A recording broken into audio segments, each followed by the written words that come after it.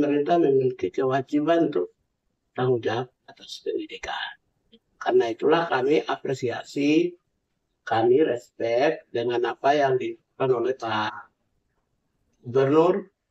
Saya meyakini kita uji coba aja dulu. Nanti kalau ada porsi yang mau ingin berikan kepada Kementerian HAM untuk ikut melihat atau memantau sekali-kali atau bagian dari ikut serta di dalam memberikan kesadaran tentang pendidikan, satu slot 30 menit, 1 jam, nggak masalah. Tapi kita uji coba di awal dulu. Begitu Jawa Barat sukses, nanti Kementerian HAM menyurati Mendikbudrismen supaya dijadikan dilakukan secara masif seluruh Indonesia. Gus Rindu akan untuk sesama inspirasi kreatif. Masalahnya apa? Saya ingin mendisiplinkan anak-anak yang hari ini sudah banyak berbuat kriminal sebenarnya. Bukan kenakalan yang kita pahami ya, tapi kriminal yang meresahkan dan itu membuat orang tuanya frustasi. Kemudian kita mengambil langkah dan itu saya lihat sangat didukung oleh seluruh warga Jabar. Dan warga Jabar menghadapi kegelisahan karena banyaknya berbagai pernyataan takut sayanya mundur. Takutan mereka kan saya mundur, kemudian akhirnya anak-anaknya harus dikemanain gitu loh. Karena saya ceritain Pak, jadi apa sih saya lakukan itu? Karena saya tiap hari nanganin Pak. Jadi setiap hari saya ke rumah saya terus datang ibu-ibu nangis. Kenapa? Anaknya di rumah sakit harus ditebus 30 juta. Masalahnya apa? Udah seminggu Pak dibacok. Kenapa dibacok? Ya anak saya keluar malam jam 11, ya berkelahilah di jalan. Terus apalagi problemnya? Ya minta segera diproses di peradilan kan yang bacoknya. Ya, dia nuduh-nuduh kan ke penyidik. Tapi setelah saya analisis memang di bawah umur lagi kan. Kan dua-duanya dilema penyidik ini. Nah, kemudian saya bertemu lagi, masalah lagi orang tua yang mau jualan jagung ke pasar jam 3 dini hari dihantam pakai gear, tangannya patah. Sehingga nangis lagi karena di rumah sakit BPJS nggak mau bayar. Nah, harus ditebus lagi di rumah sakit. Kan saya memikirkan selama 6 bulan dia tidak bekerja, dia mau hidup dari mana? Kan saya harus nanggung lagi. Kemudian ribut lagi, ada kakek yang begitu sayang sama cucunya diurus sejak bayi, dibunuh Pak. Tapi alhamdulillah selamat. Jadi kasusnya sama, jam 11 malam pengen keluar, dia mau main Mobile Legends. Karena ada wifi fasilitas dari Pemda, kakek itu pura-pura mati Pak. Pura-pura mati, akhirnya ada yang ketok rumah, dia kabur. Ketika diperiksa polisi, jawabannya adalah, apa perasaan kamu? Saya sangat bahagia sudah bisa bunuh kakek saya. Sudah mengerikan. Dan kemudian di jalan tuh Pak, kalau berkelahi itu pakai itu celurit, kemudian direkam. Nah, kemudian datang lagi ke saya lagi, ibu nangis. Kenapa? Anaknya bacok temennya karena janjian di Instagram. Oh kita bertemu jam 12 malam di Instagram. Tidak ditebus lagi di rumah sakit 30 juta, harus dibayar lagi.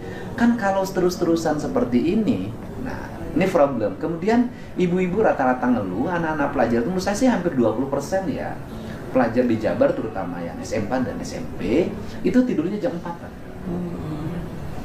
Karena mereka main game sampai jam 4 dan akhirnya tidak pada sekolah. Jadi kalau hari ini orang cerita, bagaimana belajarnya dia? Orang tidak sekolah kok selama ini.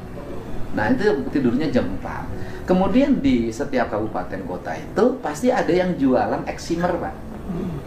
Yang pil-pil itu kan dibeli 10.000 3 tuh. Jadi uang jajannya itu bisa beli. Ciu kan harganya 5 ribuan.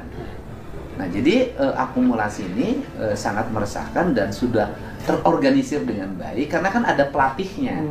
Di media sosial tuh ada khusus yang melatih tawuran dan targetnya itu 18 tahun ke bawah karena untuk menghindari hukum. Nah sehingga kan orang sekolah nggak sanggup, terus orang tua nggak sanggup mendesak gubernur untuk menyelesaikan.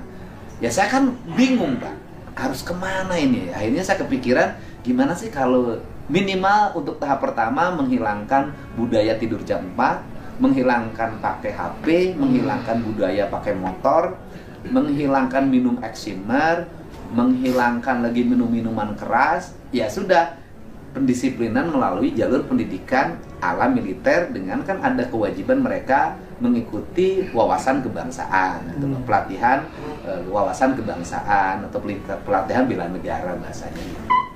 Ditemukan metodologi itu, udah saya bilang kita coba deh, nggak usah banyak-banyak. Nah kebetulan waktu itu di Purwakarta itu ada anak SMP yang mukanya habis di rumah sakit nggak bisa ketebus 20 juta, dihantam pakai golok sama temennya SMP lagi beda sekolah. Nah udah anak itu sih kita bawa, yang korban kita bawa dan masuk, dan ketika masuk kok 2 hari berubah gitu loh.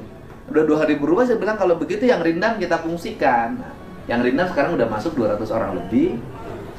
Dan penyakit terbaru yang saya temukan adalah spilis, penyakit kelamin laki-laki. Artinya ini problem yang nggak bisa lagi ditangani oleh sekolah ya. Dan di sana itu mereka itu hanya dilatih bangun pagi jam 4, mandi, dan itu kan pola ya. Kemudian salat subuh karena rata muslim, kuliah subuh, kemudian makan pagi, olahraga, masuk ruang kelas belajar sebagaimana biasa sekolah. Nanti siang selesai jam 1 masuk istirahat, nanti sore berolahraga, kemudian nanti maghrib masuk lagi ke masjid, salat, kemudian belajar ngaji, nanti belajar lagi mereka sebagaimana biasa pelajar di rumah, jam 9 tidur. Sebenarnya siklusnya itu aja, nggak ada yang lain. Sama dengan kita ngikutin pramuka kemah deh. Hanya pelatihnya tentara itu aja. Karena kalau bukan tentara nggak akan kuat. Mereka itu sangat kuat gitu. Itu aja. Dan setelah itu lanjutkan sekolah di hari ini memang masih statusnya sekolah, Pak. Karena gurunya berkunjung. Oh, ngajar. Ngajar. Tetapi saya akali misalnya gini, kalau yang di Lembang udah aja sekolah-sekolah SMA yang dekat Lembang, guru-gurunya ngajar, nanti dikasih uang tambahan. Ngajar fisika, ngajar biologi sesuai dengan kejuruannya. Jadi mereka belajar normal sebagaimana belajar.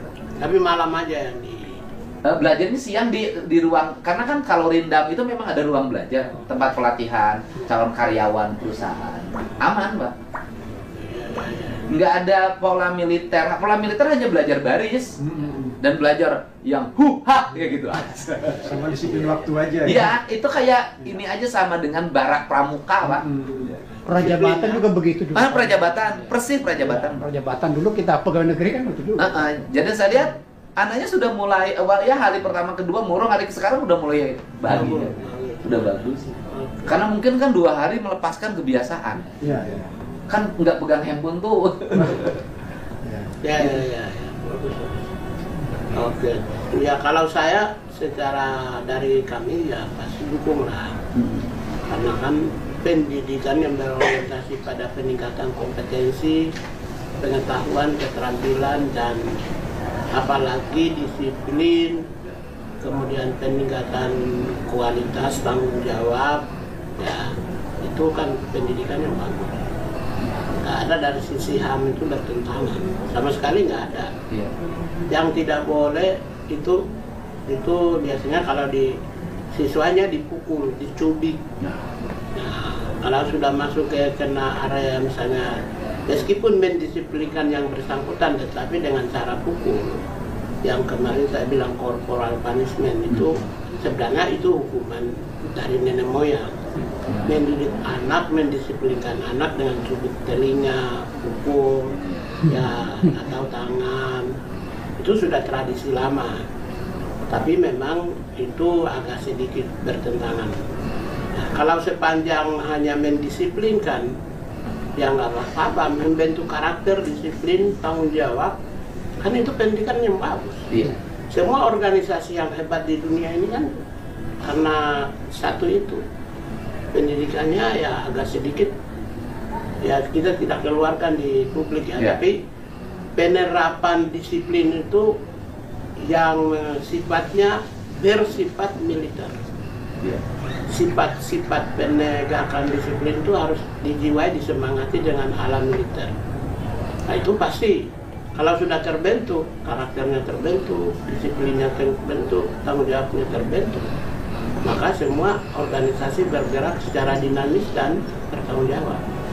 Karena itulah sebenarnya saya setelah lihat, nah ini bagus ini seirama dengan nilai-nilai hak asasi manusia.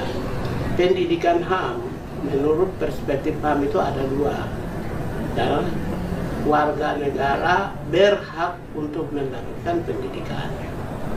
Kemudian warga negara berkewajiban untuk menerima pendidikan. Wajib. Makanya Undang-Undang Nomor 30 2003 itu pada pasal 6 ayat 1 di situ ditegaskan yang berkewajiban mendapatkan pendidikan dari umur 7 sampai dengan 15 tahun.